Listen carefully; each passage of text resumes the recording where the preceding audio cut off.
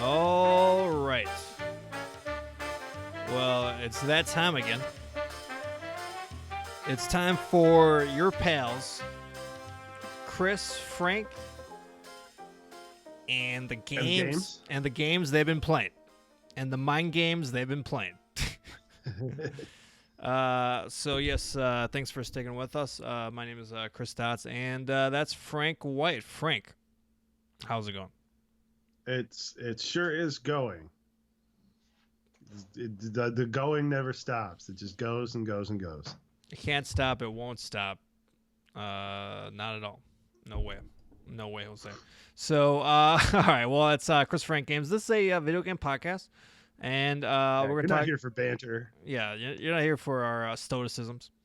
Is that the right term? Not sure, but we're gonna talk a little bit about video game news, and there was quite a little bit this past week, and including some There's late. lots of stuff going on.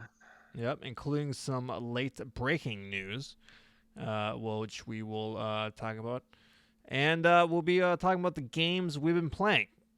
So that's a feature that everyone enjoys. And yeah, so we all have that to look forward to. Quite a cornucopia of video game related content. So, all right, so Frank, I think why don't we just dig right in? Dig right in. Of Okay. course, dig right into the esophagus and find that baby fetus that's lurking in all of us. Of course, I'm talking about the trailer for Death Stranding. We've been Well, subjugated. this is actually like the fourth trailer, I think, or the third maybe. Yeah, how many of these things Yeah. have we been subjugated to? And they're all 7 minutes or more.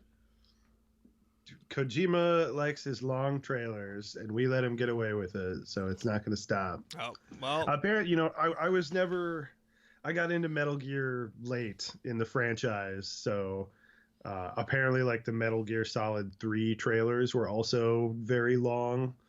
But I missed that boat. So yeah, I of course remember the Metal Gear Solid 2 trailer and how the hubbub. People actually wait in line at E3 to like watch that thing, and in hindsight, it looks kind of ridiculous. But not the trailer, but just all that stuff.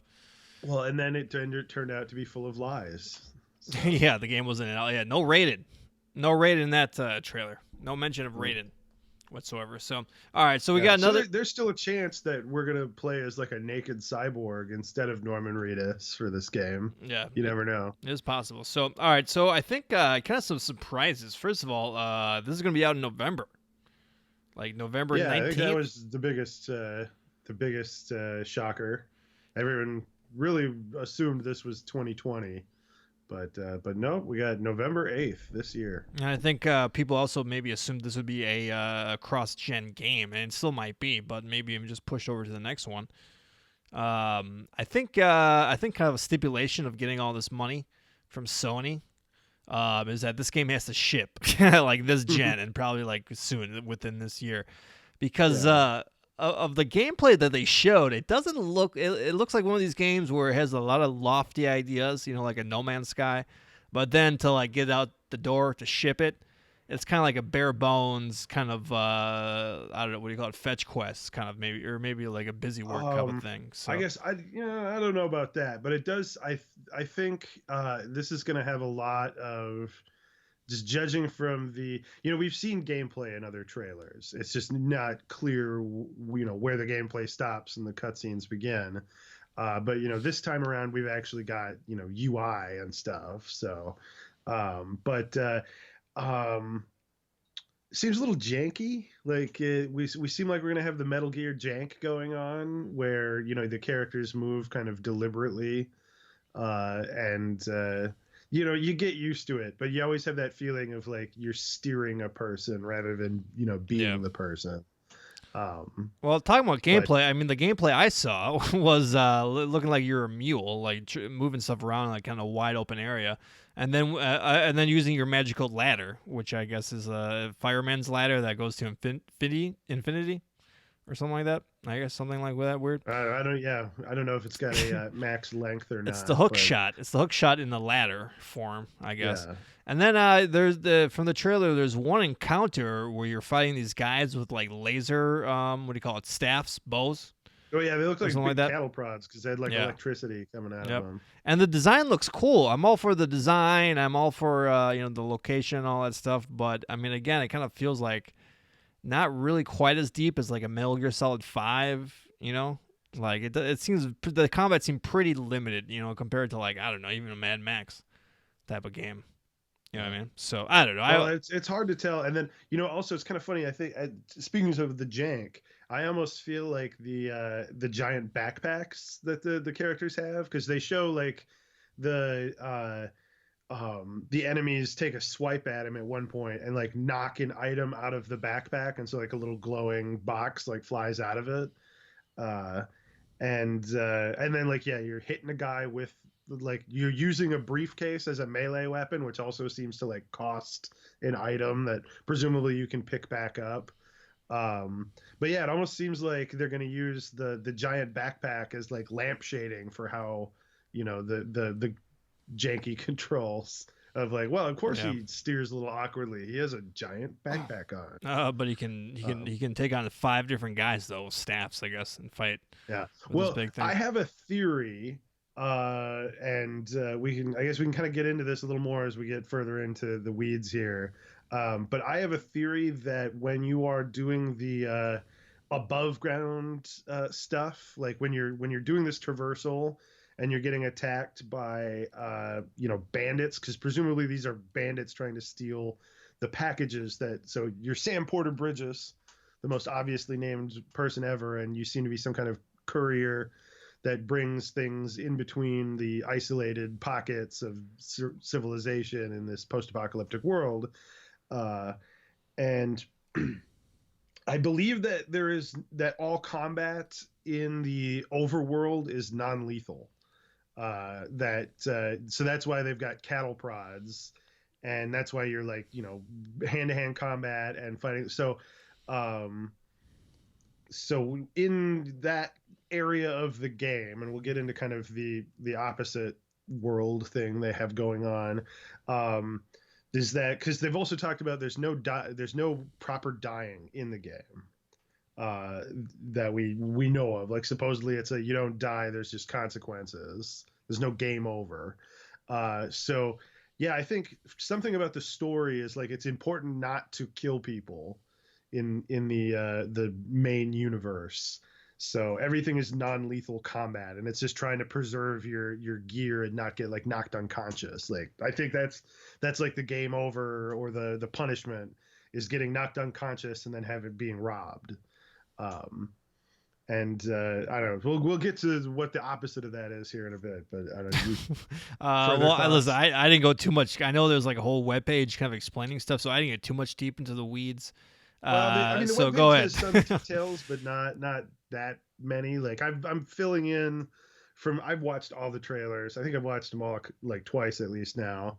Uh, and so yeah, I've been kind of filling in gaps from like what they're saying the game is going to be about and the footage we're seeing. And I feel like the picture is coming in pretty clear. Because the other like we've basically seen three game or no, I guess four technically gameplay scenarios. We saw the traversal with the ladder and the rope, uh, and the motorcycle. So traversal and exploration seems like it's important. And then there's this awkward Polygon had a really funny video on Twitter where they took that like where he does the little jog back to get away from the guy and then like break away and run. They put that clip to the Benny Hill music and it fit Uh, really well. Uh, but you got the yakety sax going on. So yeah. So then there's bandits, which will have this weird like non-lethal combat that they're gonna try to steal your stuff.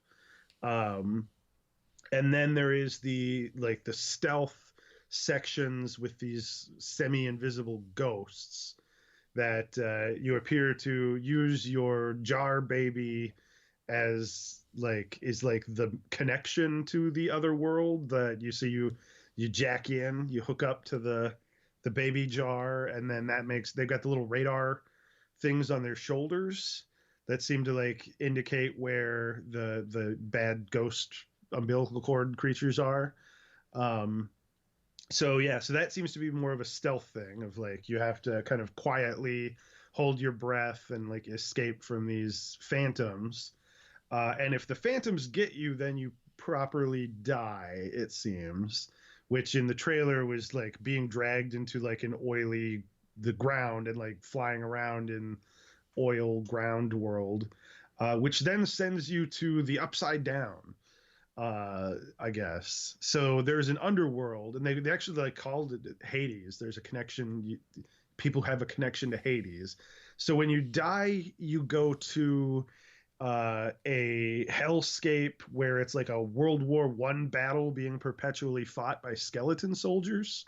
Though some of the later they showed kind of more Vietnam War looking skeleton soldiers. So I think it's kind of there's going to be different war like themed areas of the underworld, and that is and okay and so this is a lot of speculation on my part. That's going to be where the more traditional combat is, where you because they showed him with an assault rifle firing like explosive bullets at some kind of fiery skeleton World War I soldier, uh, and so how you get out of there and get back to the real world, I'm not sure. But yeah, so that's kind of like, and then previously in trailers, they've had something called a void out, which they've mentioned here, which happened when a character got eaten by a giant Cthulhu monster that seems to be connected to the umbilical cord ghosts. God, this sounds like a bunch of crazy person nonsense as I say it out loud. And that causes a huge crater. Like, so there's like a big explosion, and then like he wakes up, he goes to an underwater zone and then wakes up in a crater. And so that seems to be some kind of consequence for being, attacked by the ghosts as well.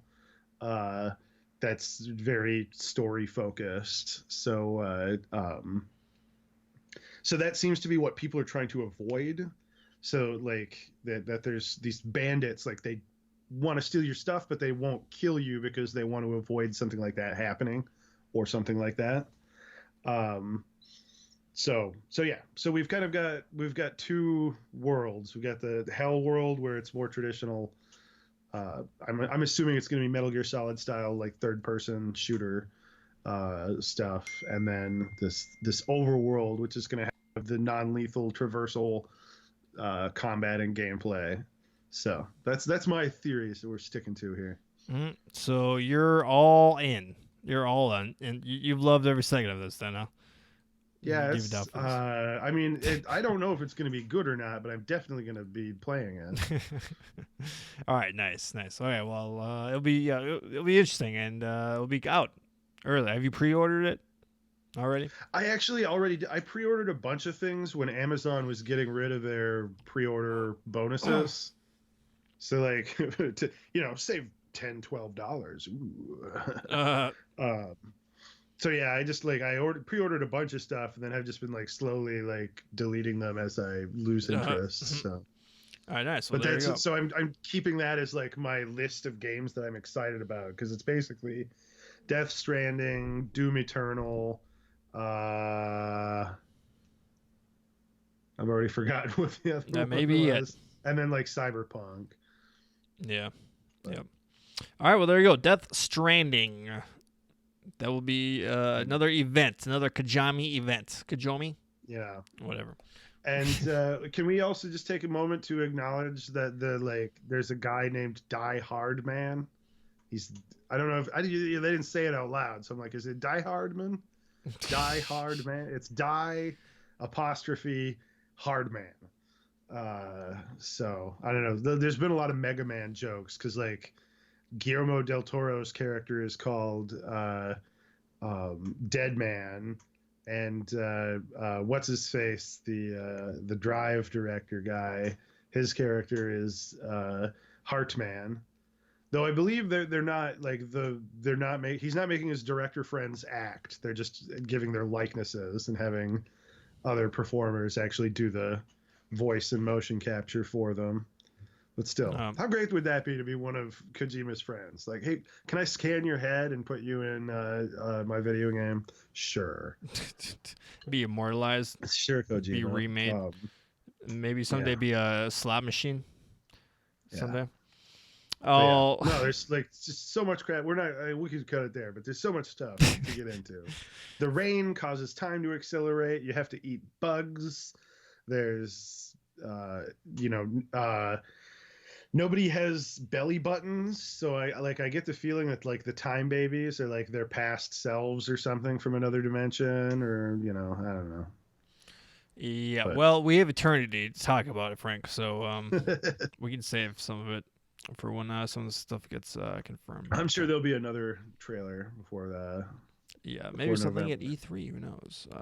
Nah, probably not. Maybe the Sony thing Well, will they're show not going to some. E3. Sony's not going Yeah, to that's E3, right. right? Because that's what they're just like. We're not going to E3. Here's a bunch of trailers. Yeah. Well, yeah. Why not have one trailer do a lot of buzz, like Death Stranding? So maybe that's the strategy. Maybe not. But all right. Well, here's a strategy. The games of June have been announced. The free games if you subscribe to the Xbox Live or the PlayStation Network. And after a couple of months of dog shit coming on the PlayStation side, Mm. I think we got some nice winners here this time, including Sonic Mania. Now this is the kind of the retro new Sonic game that was made. I believe what the guy's name is Christian Whitehead. Is that the right guy I'm thinking of? Mm. Oh, Who yeah. made like some? So this isn't a compilation. This is a uh new game with old Sonic assets. It looks Yes, like yeah. So then. this is basically a new Sonic in the 16-bit era. So this is Sega CD Sonic updated Okay. for new gameplay, and All right, I'm in. people really seem to like it. And I was actually thinking about getting this for the They're very Switch. starved for good Sonic the Hedgehog Oh content these yeah. Well, days. this is probably the best Sonic game like in the past 20 years. I think the Sega CD version was the last good Sonic game. So, but yeah, I was gonna get this for the Switch at one point because why not? But now I gotta play on my stupid PlayStation, so I'm kind of disappointed on that. I wish I could transfer. It'd be nice if I could transfer it to the Switch. That'd be pretty dope. So that's cool. And then here we go, Borderlands: The Handsome Collection. So I'm not sure what's actually in this, but a bunch of Borderlands games, I believe, Yeah. and I guess is it like so it's proper Borderlands though. It's not the Telltale games, right? yeah, right. So it's a Borderlands. Yeah, like it's like the handsome. It's like there's like a Jack game or something like that. It's kind of like these middle games between the official sequels. And you may not like the Borderlands games, but you gotta admit they're high quality games. They're quality games, for sure. And yeah, I wonder what the strategy is on this. Actually, for both of these games, I mean, Borderlands. Do you think Gearbox wants to kind of give people who've never played Borderlands before kind of a free sample and get people hyped for Borderlands Well, 3 yeah, coming out? they got new stuff coming in, so Yeah. that would make sense. Have you ever played Borderlands before? By the way. I've played Borderlands 1, and I'm not a big fan. Like I finally figured out, in recent years that I just don't like looter shooters that much. But like that was one of those things that my friends were playing at the time, and I got it for playing with them. But like I'm assuming they've improved this stuff as the franchise has gone along. But the first one has really awful UI, especially for like the split screen couch co-op stuff. And yeah, and it's just not very much fun solo, and there's a lot of just boring driving, and I don't like shooting numbers out of people, Mm-hmm. but it's popular. Everyone else likes it, so Yeah, I'll just keep my mouth shut. yeah, I don't know. And then the objective's like, oh, shoot 10 space rats. It's like, oh my god, that's not really that interesting. But yeah, I mean, I think I got Borderlands 2, but then I kind of stopped playing it after a while because I didn't have any friends playing it. A lot of my friends back then were just playing Call of Duty, for the most part. So, and then yeah, Sonic Mania. Speak about marketing. Do you think they just kind of want people to remember good old Sonic, and then when the Sega Genesis Mini comes out, maybe be like, yo, hey, you like Sonic Mania? Why not pick up a Sega Mini? Get Sonic 1 through 3. I don't know. Who knows? That's some thoughts I was. All right, so Mm. we're just sticking to Sony really quick. They kind of had a financial call, and just one kind of thing that's kind of what do you call it? Stood out at me is they said that the average PlayStation customer spends $700 over the lifetime of the PS4. And then if you bought a PS4 within the first 12 months of its release, like an early adopter, that more than doubles the $1,600. So good God, you buying a PlayStation and Yes. spending another $1,600 on this crap? Mm. That's Well, it's average, so I'd be curious what the median was, yeah, yeah, it's because true. I'm sure that's I'm sure on one end you got the guys who play FIFA and nothing else. Of course, are they counting loot boxes and stuff in that? Yeah, And then on the other hand, there's the people who buy everything ever all the time. yeah, Like I've yeah, never exactly. understood, but they're out there because they're the ones who ruin all the recommendation algorithms. They're like, oh, people who like this popular thing bought that popular thing. I'm like, is it because there's like three guys who buy all the popular things? Yes. Yeah, it would be Thank you, algorithm. it You're would be very an useless. interesting graph to like what percentage of people add to that revenue. Like, is it the top 1%? I mean, is it just like regular economics, top 1% spending? Well, I don't want to say spending all this money, but is it spending all that money? And then like there's a huge middle and lower class that don't buy any games hardly. Yeah. Interesting. All right, and then Sony announced that they're going to do a huge sale during E3. Man, they're Uh, really trying to f over E3. uh, Like, not only are we not going, but we're gonna have a big sale. make everyone go home and buy games. Yeah, And I got some heavy hitters. which means don't buy anything for a while, guys, because Yeah, exactly. you're gonna Good be mad. good luck for the next week of sales here. All right, so some heavy hitters. Now the PS4 Pro is $349. They're still selling this for $400. I was kind of shocked. I thought this was $350, just like by default, or maybe even $300 by now, but I guess not. PSVR starting at $250, whatever. But then some first party games are $20, including Days Gone already. So that goes to show you how well that's sold. God of War for $20. I believe this is the first time it's gone under 40. Am I right? I think 40 was the last time it was on sale. I think it's been on sale for 30 Okay. or 35 at least. All right. But yeah, we're going down to 20. And then here you That's go. tempting. Here we go. Yeah, you don't have God of War, right? You don't have it. No, I All haven't played right. the new one. No. And then Spider Man for $20. So that I think I'm actually gonna pick that up because I've not That's a played. good Yeah, for $20. I mean, why not? Good God! I mean, how many copies have they sold one. of Spider Man for God's sakes? And then some PlayStation games for like $10. So I don't have those. So, all right. So there you go. A bunch of sales, bunch of reason to spend more. Instead of $700 per user, why don't we bump that up to $760 or something like that? Why don't we do that? All right. Oh, those guys already have all those games. So. Yeah. All right, and then the old Xbox games with gold for this month. NHL 19. Great. I guess just in time for the Stanley Cup playoffs. Frank, by the way, do you know who's in the Stanley Cup? Some hockey teams. Yeah. I know one team. Oh, wait. Actually, I think it's St. Louis and the Bruins now that I think about it. So I think hockey needs to do a little bit better job of marketing, I believe. Frank lives in I'm sorry, I almost said Canada. Frank lives in Minnesota, for God's sake. So he doesn't. It's not. I'm not legally required to know anything about hockey. Do you know how to ice skate? Did you ice skate a lot as a kid? I know. I suck at it. I'm terrible. I'm from Wisconsin. I'm terrible at ice skating too. It's pretty pathetic. All right. All right. And then Rivals of Either. I have no idea what this is. Do you know? Ether. No idea. And then the 360 games, and I guess so. You can just if you have games with gold, so you get 2 Xbox One games, and then you get all these 360 games unlocked too. So you're basically getting like 5 or 4 games per month. Yeah. That's pretty nuts. And presumably they're all backwards compatible. So Yeah, exactly. So Portal's still alive. So I'm guessing this is like a HD up res version of Portal. I'm not sure what it is, but it's Portal. Do you have any idea? Still alive? Portal's still alive? Do you know what that is? a compilation maybe, Yeah, maybe Portal 1 and because 2. it's like Portal 1 was in the orange box back in the day. So Yeah. And then Earth Defense Force 2017. Frank, is this your killer app for an Xbox?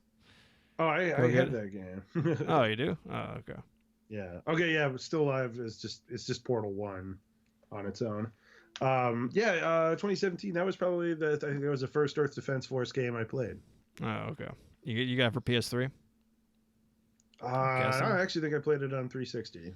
Oh, okay. So All right. already got that. Mhm. All On right. disc. All right. Well, Xbox users, after a couple of months of getting the better games, I think the shoes on the other foot this week. I guess Sony loves their users, unlike Microsoft, I guess, right? They're not listening, Chris. You can't shame them into. Yeah, give me free shit. Give me free Spider-Man. All right, okay, then since we're talking about Xbox really quick, here's a pretty big announcement. Xbox Games Pass is coming to PC. So if you want to pay a couple bucks every month and get a wide selection of games, I guess there's 100 games available. I think that's way less than the console version, right? I'm guessing. Because I think you have like 500 or Yeah. something. Well, I'm sure they've got a lot of licensing things Yeah, to for sure. work out for that. So. Yeah, absolutely. So that's coming to PC, and then Microsoft announced that their first-party titles, their games from Xbox Game Studios, will be coming to Steam, starting with Gears of War 5. So I think that's pretty big, actually, that they're actually going to pay someone else a percentage to have their games on someone else's platform. So. But I think they're like, hey, why are we limiting our game sales to this stupid hardware? Well, especially if you're Microsoft and you're like, well, you bought Windows, didn't you? Yeah, Okay, like you can have it. we're not going to let people play games on our hugely popular operating system. They're going to have to buy a $500 box to play. So, yeah, I mean, what's going to, Frank, I mean, this is one more step to the Xbox no longer existing. I mean, is Microsoft not? Will the Xbox be sold in 5 years? What's your prediction? Probably. Yeah, but I don't know. So? I see it like slowly merging. Like they're gonna try to turn the Xbox into like, the next Steam box or something. Yeah, I think it'll just be a simple PC basically. Yeah. It's that just you can gonna, hook up to your TV. Evolve into a TV focused PC basically. Right. Or handheld, like the Switch, Xbox One in your hands. That's what all the kids see want. if they have the guts to do something like that. They don't. Cowards. Yeah, cowards. Release it, you cowards. All right. I'm gonna say that it's some sort of it's more of a PC though than a console. That's what I'm gonna guess. All right. Call of Duty Modern Warfare 4, even though it's just regular Modern Warfare, the marketing machine, the marketing war has begun, and they announced a trailer. It's Modern Warfare-y, for sure. Yeah, well, I guess everyone was so confused when they're like, "Yeah, the new Call of Duty is going to be Call of Duty Modern Warfare." I'm like, "What?" So everyone was very confused about the name, and it makes a little more sense since they're literally just doing or Modern Warfare again. Mm-hmm. Well, the original Modern Warfare was Call of Duty 4. What Call of Duty are we on now, by the way? Like 28? They haven't had a number in a while because they're on like Black Ops 4 or whatever. Yeah. No, so and like the version that I was playing a while ago and like being kind of unimpressed with was the remaster. Yeah. And that one's just called like Call of Duty Modern Warfare Remastered. It's going to be confusing when there's two games on the same system and the one that says remastered is the older one. Yeah, well, what happens in 10 years when this one gets remastered? It's like, okay, the remastered one or the remastered one? I mean, I don't know. Who's on first? Yeah. Who programmed second? Call of Duty. It's that one with the mustache cigar guy again. All right, so just, I mean, I don't think anyone really cares about Call of Duty. It's just another Call of Duty, but some interesting points that I gleaned from all the buzz is that it's going to have a new engine. I'm always fascinated by video game engines, so it's going to have a new engine, so that's interesting. There's going to be no season pass, so it's all going to be all, microtransactions, guessing. and cross-platform play. So that's pretty interesting. Has the dam finally broken? Is every game going to be Mhm. cross-platform play from now on? Now it was with the whole with doing it with a new engine, it's starting to make a little more sense why they're just doing that same game over and over again. Like they're doing it for a test run. Yeah, They don't have exactly. to re-record a lot of dialogue, and Yeah, we got a lot of textures still. We've preach. we've made this game so many times now. We can do it with our hands tied behind our back. Yeah, Let's literally. do it in a new engine. Yeah. Um. Yep. And it's supposed to be gritty. Like the other ones weren't gritty. All right, and then just really quick, one little minor story. This is kind of interesting. I think this is all from Business Week or something like that. But there's a story about Arena of Valor, which was basically the mobile League of Legends game by Tencent, which I actually kind of played on the Switch for a good month or whatever. Really good quality game. It was talking about like how they're unable to penetrate in the West. It's very popular in China, but they only have like 100, 150,000 players in the West, and I'm guessing that does include Switch. And they're trying to say like it was basically I thought, because I was talking about like, oh yeah, this is like it's basically League of Legends because they're the same company and all that stuff. But apparently, Riot Games, the League of Legends guys, were very threatened by this game because it is practically a ripoff of League of Legends. So at one point, they requested that they approve all marketing in Europe and North America. And you can imagine what kind of red tape that kind of became at one point. And the fact that because like Superman, the Flash, and Wonder Woman were added as characters in the Western versions, at least for the mobile game, not for the Switch, by the way. For the mobile game, but were not added to the Eastern version, the Chinese version, meaning that you could not have international play because there's two different versions basically operating under Uh, different rules. So pretty much just a huge clusterfuck because the right hand is whacking off with the left hand, or is that the phrase? I'm not sure if that's yeah. exactly. Speaking of which, if they're trying to, have they tried making really bad web ads with like ladies with big racks, like, and then just putting them everywhere? Because that Seems to seems to work. be like the go-to marketing strategy. Yeah. Like, Well, here's the lady who does not appear in the game at all. yeah. She's got a lot of cleavage showing, and Well, buy this game. she's a It good looks mid nothing like this. she's a good mid laner though, Frank. So let's not judge. She's good at that mid lane, soaking up damage. Okay, and then really quick, there's a new Smash Brothers update and data miners. You gotta love those data miners. Hey, what do you do? My name's Sarah. What do you do? I mine video game code for clues. So I can, No one oh actually says that because that's never anyone's actual job. That's a hobby. yeah, I'm No sure one, some of these no one's guys. going out like putting their hard hat on and going to the data mine. Yeah, Like, exactly. time to. But basically, they found a VR mode in Smash Brothers, and literally just before we started recording, Nintendo of America, not Nintendo of America, but Nintendo announced that VR mode was unlocked for Smash Brothers Ultimate for the Switch. So if you got, Good work, data miners. yeah, there you go. If you got Labo VR, go ahead and play it. And I guess the Smash Brothers for the 3DS, which came out a couple of years ago, was really good. It worked really well. So I like the VR on Switch. So I don't have Smash Brothers, but keep all of this stuff coming. Make all your games 3D. I am totally down for this. So 100%. So Diorama mode. yeah, exactly. All right. So Frank, what do you have? Do you got anything for us for this week? What comes in news? Um, there's new Brigador stuff coming down the line. There's some kind of big, I can't remember what it's called, like Bit Summit, I think.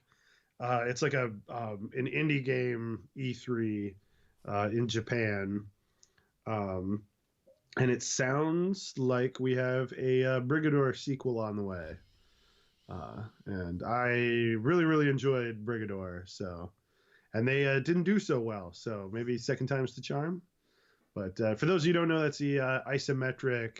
It looks a lot like the old Syndicate games, but it's a mech kind of action strategy, shoot 'em up thing. And it's totally sweet. Go buy Brigador, play it, Uh, buy the sequel.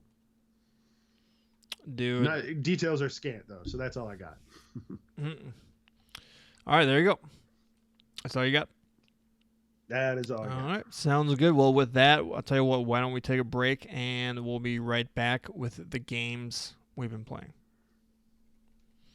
All right, let me get a drink here. Drink some water.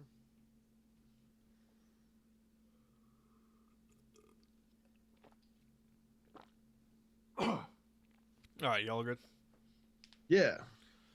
All right, I'll just go first really quick and then we keep going here. Okay, we are back. Thanks for sticking with us. I will just go very quickly. New map finally came out for Battlefield 5 called the Mercury. It's based off of Crete, the German invasion of Crete, and the battle there. And it's really nice to have new maps after playing on the same goddamn maps for like 6 or 7 months now. And yeah, it's like a sun bleach beach, and it's kind of Greek Mediterranean type of stuff, and it's a pretty fun. And then maybe it's just fun because it's new, but it's kind of got that new car smell to it right now, so it's nice change of pace. There's only 2 modes for it right now, but they're going to add more to it. And speaking of which, they took away 2 modes, including Frontlines, which I've talked a lot about on the show before. Because and then they took out Domination, which is kind of like a mini, like capture the area type of thing, small scale. I didn't play that, but I did play Frontlines a lot. It wasn't quite as good in Battlefield 5 as it was in Battlefield 1. And they took it away because not a whole lot of people were playing it, and they said they're going to focus on more popular modes and bring more modes and blah, blah, blah. So it sucks. But, I mean, yeah, just people were not playing. It sucks to get into a server and there's like 3 people there. You're like, man, I just wasted 5 minutes of my life. So so I don't know. So yeah, more content is good, and they're gonna release more maps over the next couple of months, so that's good. And still, I've just been playing. I'm just trying to get really good at Battlefield. Just like I'm trying to be one of the best. I mean, I'm not gonna be one of the best players ever, but I'm trying to just be like a great player. So I'm just grinding on that game. So, all right, Frank, what have you got for us this week? So we'll start off things pretty normal around here for the most part. I beat Earth Defense Force 5 with the Wing Diver character. Turns out the final boss is God. Spoiler alert. Jeez. You blow God's limbs off after destroying his wheels within wheels mothership. So he was the one sending the bugs at us? Yeah.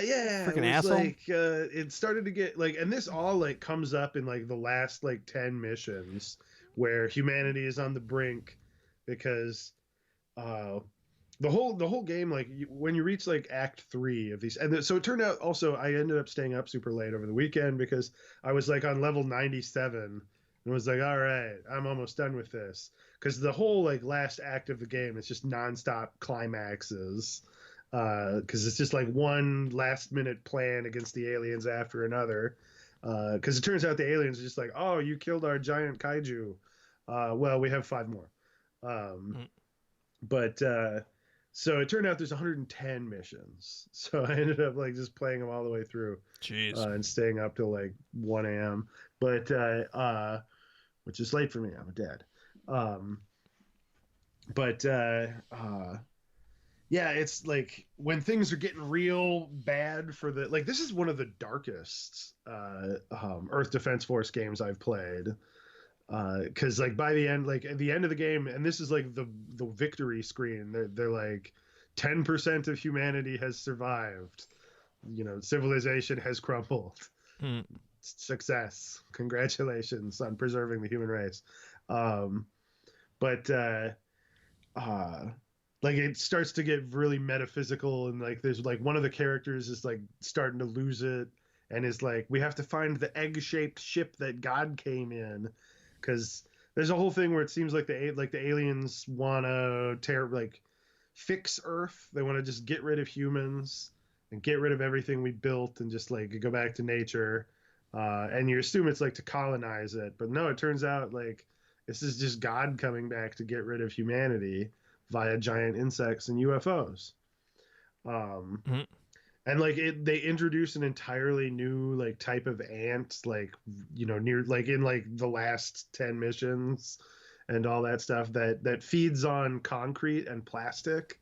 So there's actually a really cool mission where you're just kind of in the middle of an abandoned city, and then like periodically on the horizon, uh the buildings just crumble into like a huge swarm of these green ultra fast ants, and you see the building crumble, and then like a second later the whole swarm's on you.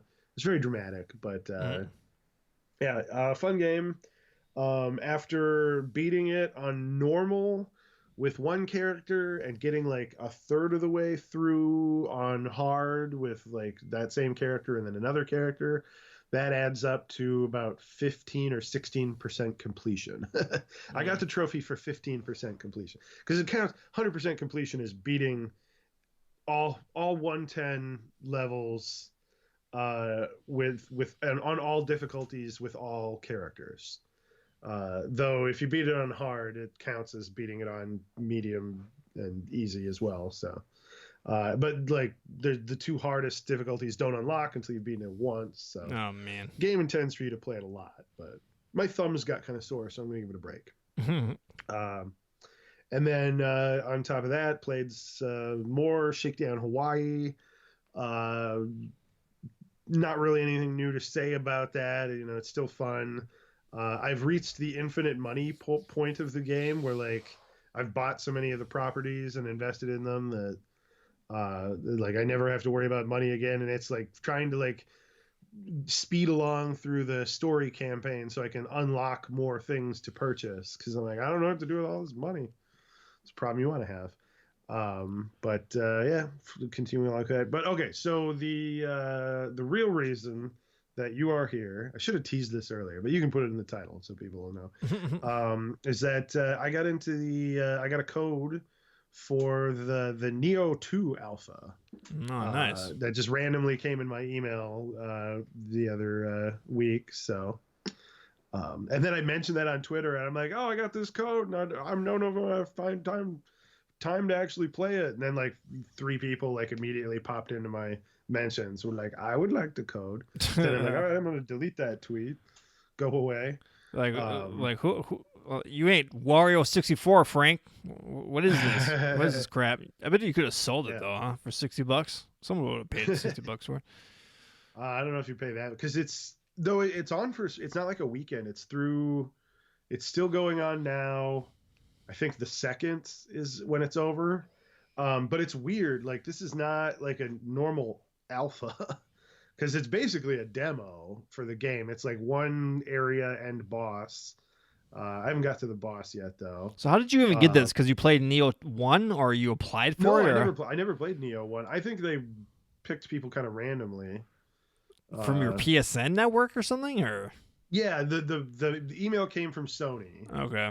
so not like the Weird. developers. So yeah, who knows what secret sauce they were using to Maybe determine because you that. played Sekiro or something like that. That's I possible. guess, but the thing is with Neo, it's really hard to switch to from Sekiro, and I got killed a few times for trying to like press the Sekiro attack button.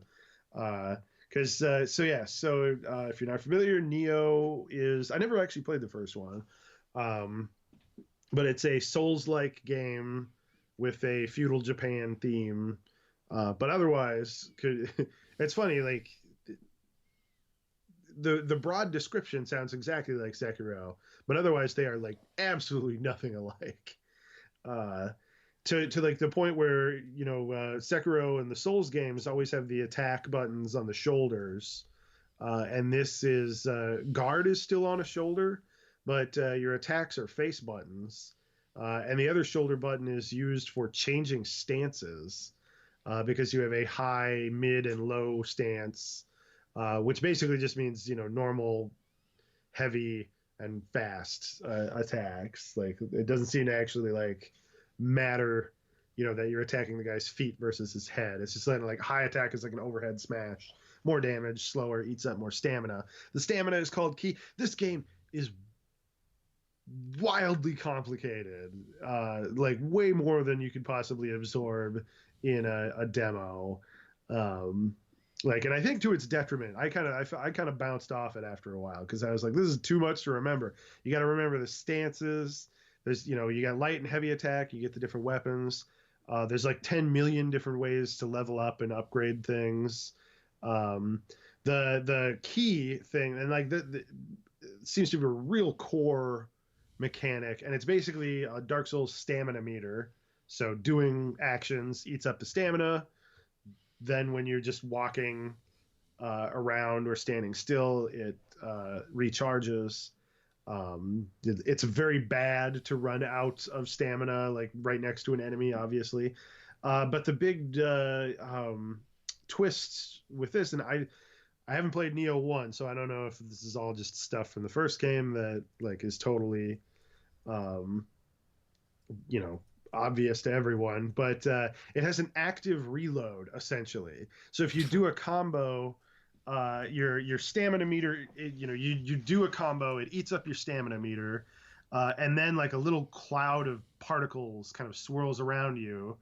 And if you press the right bumper, or R1 uh, at the right time, and I guess, well, and it doesn't have to be the exact perfect time. You just get a bigger bonus if it's the perfect timing. That then recharges your stamina way faster. So you can like immediately earn back a big chunk of the stamina you expended by hitting this button at the right time. And then there's like extra bonuses you can unlock by, because since that's also the same button for changing stances, you hold it down and then press a face button to determine the stance. If you change stances while doing that active reload, I don't know what they actually call it, like there's other bonuses that can unlock, or like gets you to a special move. And there's so many skill trees. There is a forest of skill Um, trees in this game. Because you level up stats. There's traditional kind of Dark Souls stats: increase your health, increase your equip weight, and then like a lot of the stats are tied to specific weapon types. Like this one will up your damage for swords. This will up your damage for spears. Um, this will up your damage for bows. So you've got your traditional stats for that, but then you unlock skill points, and there's like a main skill points for general stuff, but then there is also a skill point tree for every weapon type. So swords and spears, and like they all have their own skill trees, and you earn skills by them just by using that weapon repeatedly. And then on top of that, you have like a familiarity meter, which is, and I don't quite, it seems like a weird cross between you're upgrading your weapon by using it as you like become more accustomed to it, but it also like it something drains it too, like so it's sort of like weapon durability as well. I'm very confusing. I didn't get that part. And then it got really confusing when I found a demonic weapon that had a sentience meter that you could fill up by using it, and then it starts talking to you. And I'm like, what the fuck is going on with this game? Um, and then, so unlike Nioh 1, you're not playing as a specific character. It's got a character creator, but in the alpha, you just have some presets to choose from. Male, female, different races. It's going to be fully customizable in the end, it looks like. Um, and then the other big like addition that I know wasn't in the original game is you can have a demonic form now. So you have a meter, like so many, like you're building meters, you're charging things, and you're using that and expending this.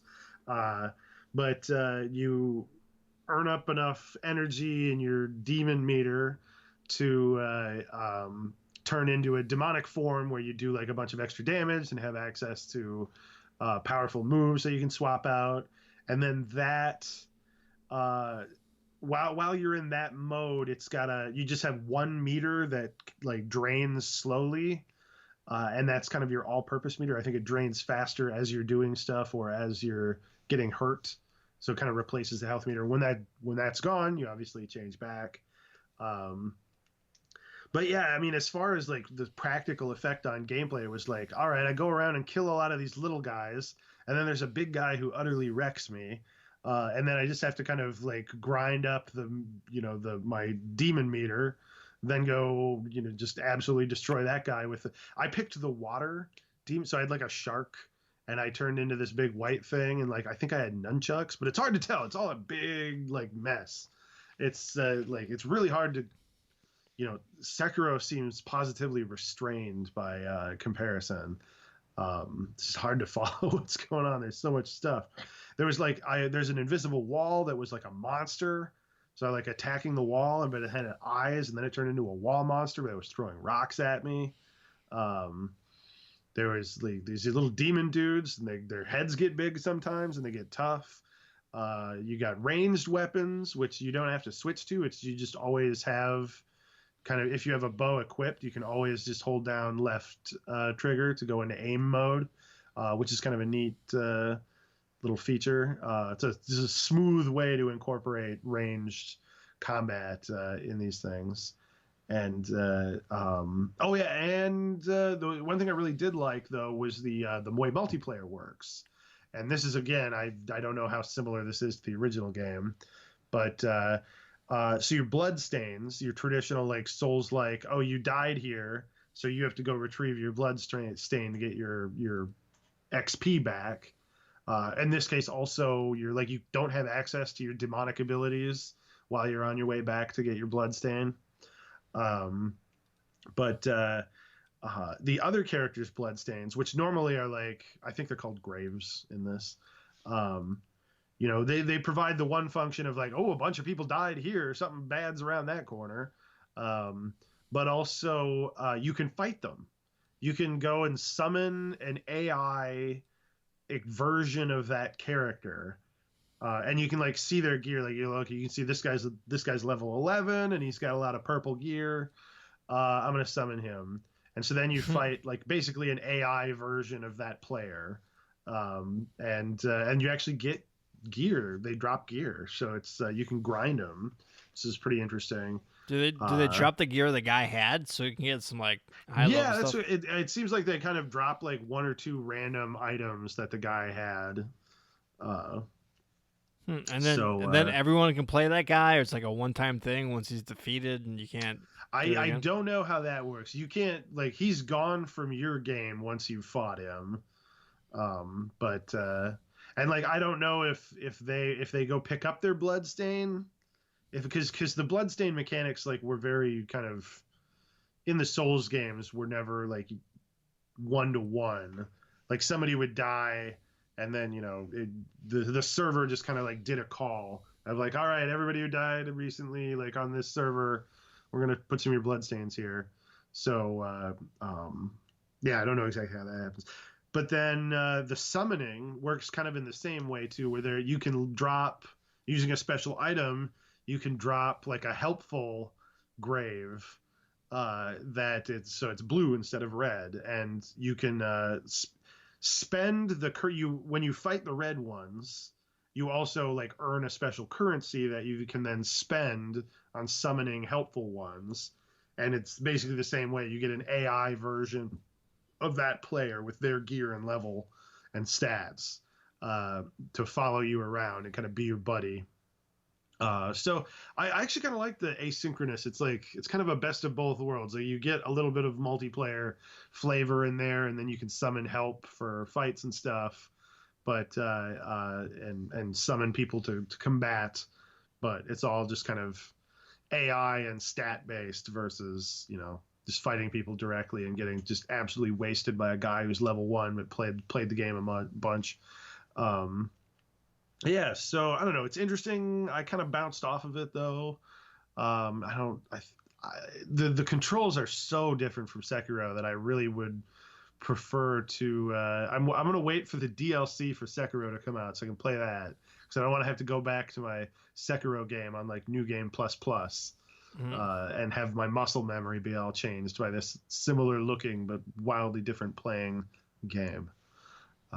So yeah, that was my big long rant on Nioh 2.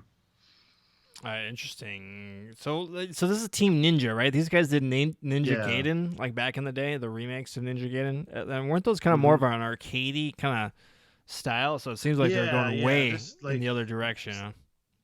yeah, Neo is basically, their version of the Souls formula. Yeah. So, because yeah, the modern Team Ninja Gaiden games were, kind of over the top action games, but harder than like Bayonetta or God of War. So, Yeah, yeah. All right, there you go. Nia to the Alpha. And by the way, how long were there sections cordoned off, or do you have like a time limit? How much of this can you play? no, I haven't gotten to the boss, so I don't know how it kind of ends, but Okay. it seemed like there was one zone and a boss probably. All I right, mean, and there cool. were mini boss. They were like boss like things I was fighting all the time. So I see. I see. All right, cool. Sounds good. yeah, so I'm sure like when you're done, there's just like the gate that's supposed to open doesn't open or something, and they're like, "Thanks for playing." Yeah, Yeah, thanks and for trying. supposed so like it's an alpha, and there's not a lot of network stuff involved. Maybe you can actually play co-op. I'm not sure, but so yeah, it was like I think they're just doing it to get feedback on like the stuff that they're Mm-hmm. doing, and I'm like, but I I don't know how I give them feedback because I really want to tell them they desperately need the Sekiro hold down the button to just suck all the loot in because I kept the one of the areas in the demo alpha whatever is like a burning village and there's a lot of like just piles of fire and I was having a lot of success summoning the red phantom dudes and then just like fighting them with their backs against the fire. So they would kind of back into it and then die. But then they drop all the loot in the fire. So, and you can't, like, you die real quick standing in the fire. So I couldn't pick up the loot. I'm like, oh, this needs the button where I just hold it down and then everything in a small radius gets sucked towards me. Yeah. So, Team Ninja, do that. That's my So, advice. man, I'll tell you what, that's gotta suck if you're Team Ninja and then you have your little samurai game and you do pretty well, and then From Software Mhm. comes out and they release a samurai game too, and you're just like, oh man, we gotta Yeah, I'm sure they compare to steal those a little bit guys. of their thunder, but I feel like this is going to be a great game for people who didn't like Sekiro. Yeah. For people who thought they were going to like Sekiro and then didn't, this is probably the game for you. There you go. That's the money If you can quote. get used to the attack buttons not being on the face. That's the money quote right there. If you didn't like Sekiro, try this. That might be in the E3 trailer, maybe. Frank White, Chris Frank Games. All right. Some guy with a podcast. Yeah. If you didn't like X, try Y. Mhm. All right. Well, we like A and B, and C means that the show is over. So that's what that is. So, all right. So thanks for listening. As always, thanks for watching. As always, give it a thumbs up on YouTube, star, 5 stars on iTunes, leave a review, do all that stuff if you could. It means a lot to both of us, clearly. So, all right. So I think with that, we'll get the music on. So for Frank White, my name is Chris Stotts. It's been Chris Frank Games. See you guys next week. Bye, everybody. Watch the chairman on Amazon Prime. Yeah, there you go. Yeah, do it.